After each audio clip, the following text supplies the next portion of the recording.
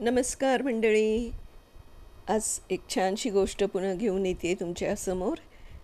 गोष्टीचं नाव आहे भाजीवाली ताई आणि लिहिलेली आहे विवेक चंद्रकांत वैद्य नंदुरबार यांनी. तर भाजीवाली ताई ही गोष्ट. भाजीवाल्या ताईशी माझी ओळख व्हायला तसे 2-4 वर्ष सहज झाली असावीत. मी तिला ताई म्हणतो कारण ती मला पहिल्यांदा भेटली तेव्हा दादा म्हणाली. बाजारात माझ्या मित्राचं दुकान आहे. त्या दुकानाच्या पायरीजवळ ती भाजी विकायला बसते. मी मित्राकडे 2-3 दिवसाआड जातो. रसरशीत हिरव्या भाज्या घेऊन ही तिथे बसलेली असते, त्यामुळे साहजिकच तिच्याकडूनच भाजी घ्यायची मला सवय लागली. नेहमीच्या ओळखीनं एक नातंही निर्माण झालं. बारीक अंगकाठी, रापलेला चेहरा, पण नेहमी हसतमुख. नंतर मित्रांनी त्याच रस्त्यावर थोडं पुढं असं दुकान घेतलं, पण जाण्या येण्याचा रस्ता मात्र तोच राहिला.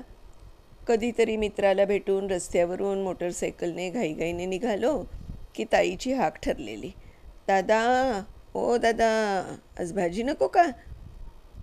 मग मी निमूटपणे भाजी घ्यायला थांबलो. बरं, दे पावशेर. काय दादा, पावशेर भाजी पुरते तरी का घरात? अर्धा किलो तरी घ्या. ताई, 2 जण तर आहेत, पावशेर पुरेल. असू द्या दादा, अर्धा किलो स्वस्त पडते. असं म्हणून ती अर्धा किलो घ्यायलाच लावायची मला. बरं, भाजीचे भावही एकदम रास्त आणि मोजणंही आगळपगळ. एकदा तर अर्धा किलो कोबी घेऊन मी घरी आलो तर सौ मला म्हणाली, कुणाकडून घेतलं? 1.25 किलोच्या वरती आहे. 2-4 भाज्या एकदम घेतल्या तर 5-10 रुपये स्वतःहून कमी करणार. शिवाय निघताना तिच्याजवळ असलेली मुठभर बोरं किंवा 4-5 आवळे असलं काहीतरी पिशवीत टाकणार. हे वहिनीला द्या माझ्याकडून, असं म्हणायची. मला आश्चर्य वाटतं, एवढा दिलदारपणा एवढ्या गरिबीतही कसा ठेवते ही. एकदा भर दुपारी 3-3:30 वाजता आम्ही ST स्टँडजवळ उभा होतो.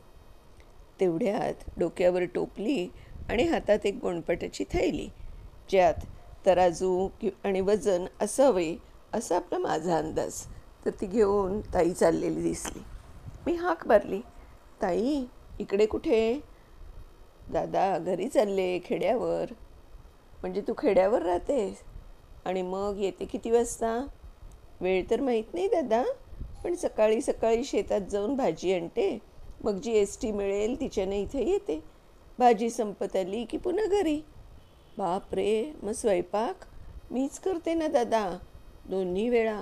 सकाळी लवकर उठून भाजी भाकरी करते, मग शेतातून भाजी घेते. आता इथून घरी गेल्यावर पुन्हा स्वयंपाक. चला, येऊ मी? मला काय वाटलं कुणास ठाऊक. म्हटलं, थांब ताई, ऊन किती आहे बघ, थंडगार उसाचा रस घे. नको दादा, गाडी निघून जाईल. नाही निघणार, ये. असं म्हणून मी तिला शेजारीच असलेल्या रसवंतीकडे घेऊन निघालो. तेवढ्यात तिनं मला पुन्हा हाक मारली, दादा, काय गं, रस महाग असतो, त्यापेक्षा चहाच पिऊ. काही फरक पडत नाही आणि पैसे मी देतोय ना, तू कशाला काळजी करतेस? नको दादा, चहाच पिऊ. बरं, चहा पिऊ. आम्ही शेजारच्या हॉटेलमध्ये शिरलो. तिनं हॉटेलच्या बाकावर टोपली ठेवली, पिशवी पण ठेवली.